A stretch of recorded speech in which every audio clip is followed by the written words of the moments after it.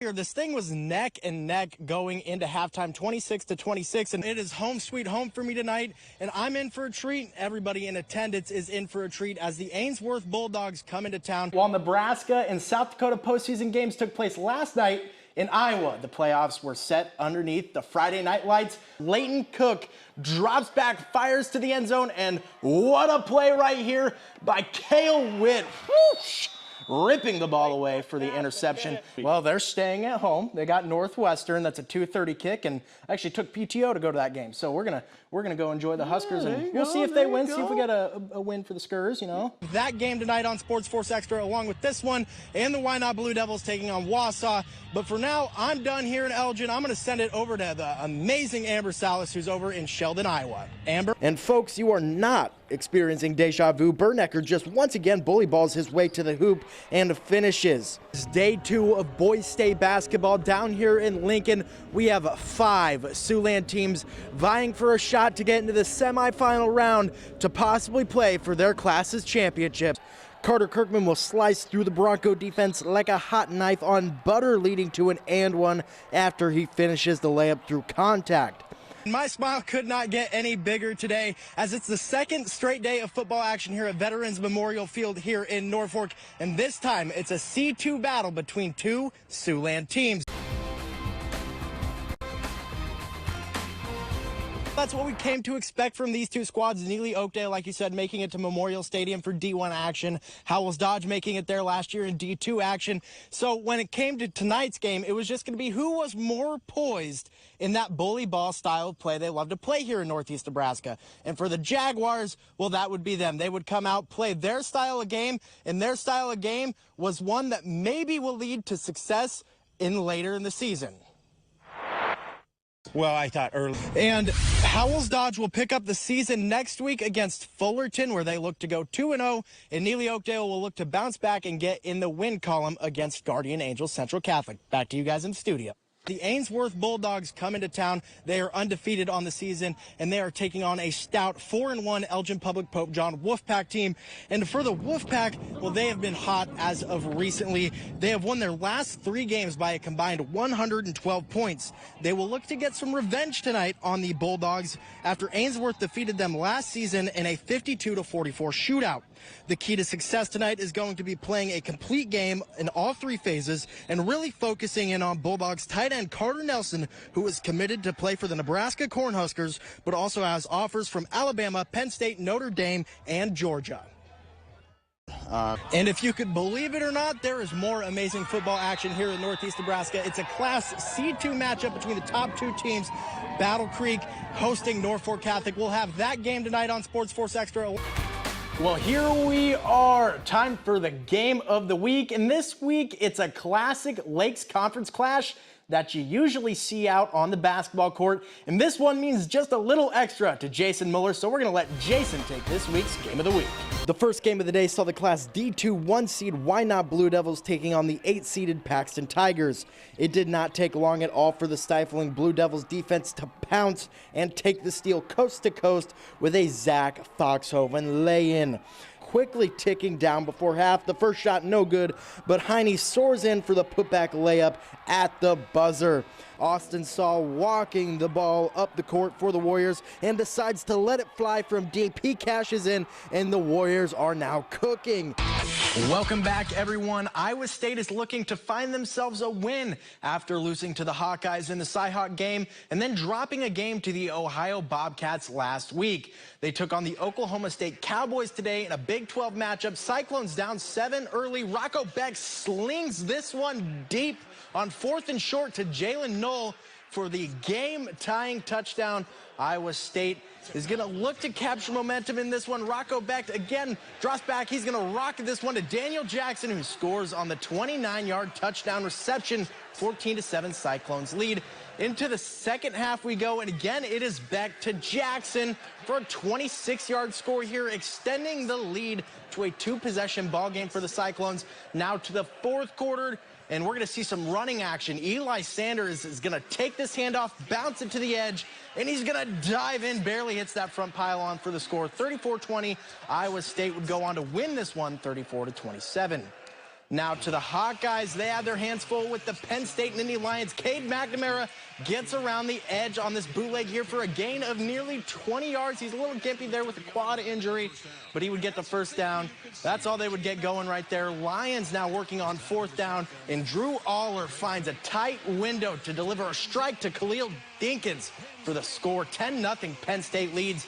Now down at the goal line, Aller again with the play action fake, flips his hips. He's going to deliver across the field to wide open Tyler Warren for another score. That is 17-0 right there, and Penn State would go on to win this one 31-0. And Nebraska is going to be back in action here for week 4. They're looking to get to 500 on the year before they start a stretch of 8 Big Ten conference games. Today they had Louisiana Tech, the Bulldogs, coming into Lincoln to try and rain on their parade. Now, strong defense is going to be the name of the game here in the first, but after a fake field goal, the Huskers are in the end zone. Billy Kemp will take that end around. He walks in. That makes it 7-0. Skurs are leading now. Bulldogs are looking to answer, and Jacob Fields is going to take this handoff. He's going to break a couple weak tackles there. He's going to make his way on into the end zone, tie the game 7-7 midway through the second. Third quarter now, after a big 4th down conversion, Nebraska's at the goal line. Anthony Grant breaks the plane. He scores 14-7, Nebraska back on top. Now Nebraska's starting the 4th quarter, looking to extend their lead. And this one's going to be a pass from Heinrich Harburg to Thomas Findoni, who goes up, makes the catch. He does the rest himself. He trots in to give Nebraska the 21-7 lead. Nebraska would go on to win this one 28-14. And tonight, the Morningside Mustangs played host to the Midland Warriors in a GPAC battle. The Mustangs looking to remain undefeated on the season. Let's jump right into the game. Warriors hunting for a score here in the second quarter. They try a trick play, a double pass, but Malik Hampton is too smart. He sniffs that one out, gets the diving interception to give Morningside the possession. Mustangs working on offense here. But defense was the name of the game tonight, as Lennox Brown is going to fire this one deep, but the Warrior defender, well, he makes a great play. He's going to return that one for about 15 yards before getting tackled right there by the Mustangs. But let me tell you what, this is defense for the Stangs. Garrison Beach is going to flee the pocket. He's going to fire one deep.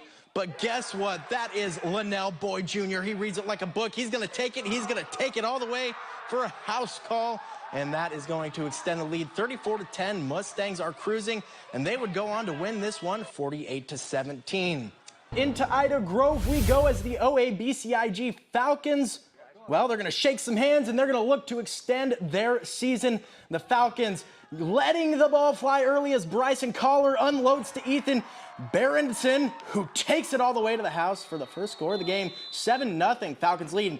Down by the goal line, and Collar, he takes the snap. He's going to fake the handoff. He's going to sling it to Blake Corbin on the far sideline. Corbin crosses the goal line. 14-0. Falcons take the lead, or extend their lead. Shenandoah in desperate need of score, and they find it here with a QB sneak from Jade Spangler.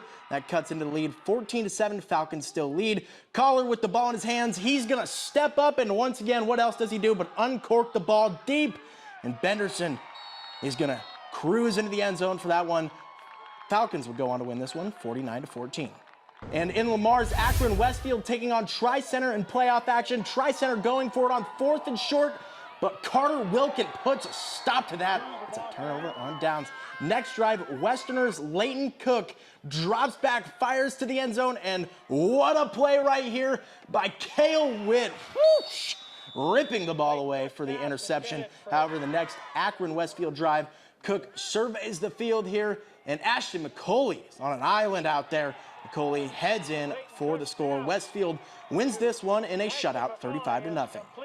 And for our final highlights of the night, to the reservation we go as Winnebago is hosting Red Cloud. First drive, the Indians' Antrell Harlan decides to keep it himself, follows his blocker, and Harlan will remember this play as he eclipses 3,000 rushing yards in his career. Indians up 7-0 still in the first. Bago tosses to Raiden Decora. He finds a freshman.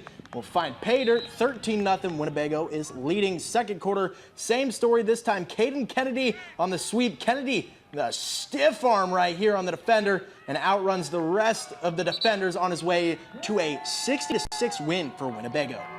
Had to grow? I will tell you, legitimately, I gave him the balls. I said, here, do with these what you will, but we need to get some pictures in. And the one gal looked at me, she was like, I think we should take a team photo. And I said, that's a great idea. Perfect.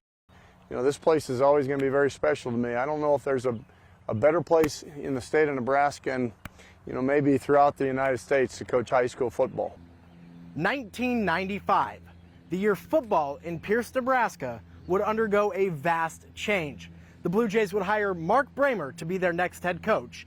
9 state title appearances and 4 state championships later, Bramer would call it a career. I was fortunate to get the job here at Pierce High. I was probably the 3rd choice out of 3 guys that they interviewed, but they went with the young and dumb guy, and that's exactly what I was, you know, when I first started.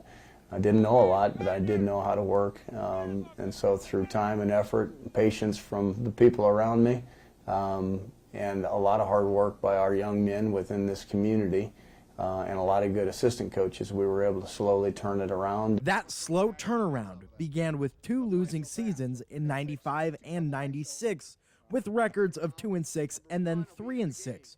But finally, Bramer and the Blue Jays were able to break through. And then in 97 to 6-3, qualified for the playoffs for the first time that I was here. And then after that, it kind of took off. Take off they did, as they would start a string of 17 straight playoff appearances. Success like that only comes one way for the Blue Jays under Bramer.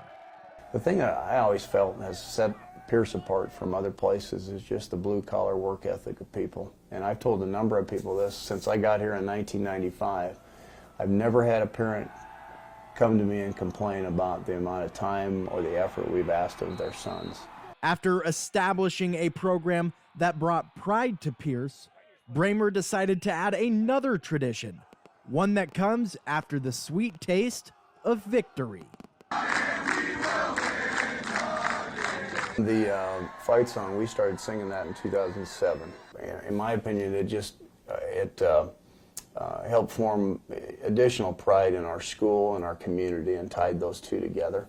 The thing I still miss the most about high school football and playing at Pierce is just that fight song after the games, you know, singing, the whole crowd singing along. Just nothing better than a win in high school, especially at Pierce. The crowd just travels so well. Tradition and time, 2 words that go hand in hand. But for Coach Bramer, it's now time to start a new tradition. I had kind of earmarked this as maybe my last year. You know, if I didn't have a couple kids playing college athletics in the fall, I probably would continue to coach. Bramer would leave the Blue Jay program on top of the mountain after a 13-0 season and a Class C1 state championship. For Bramer, it's now time to enjoy some time with his family, time that was sacrificed for nearly 30 years as he poured his blood, sweat, and tears into building the Pierce football program. My wife never complained. She raised our children. She always let me do my thing. A couple times I apologized for not being there, and she said, I know what makes you happy, and you got to do your thing. Bramer knows it will be tough to be in the stands on game days, but believes in due time he might wear the headset in the future. Oh yeah, it's going to be very difficult. I won't be able to sit. You know, I'll have to probably pace. If I'm pulled back at some point, which I hope I am, maybe 4 or 5 years down the road, that'll be the reason why. Because just love being part of a team. For now, the Blue Jays will take the field under Darren Suckstorf, a Pierce alum that played for Coach Bramer. In Pierce, Nebraska, Ervin Dohmen, KTIV, SportsFource.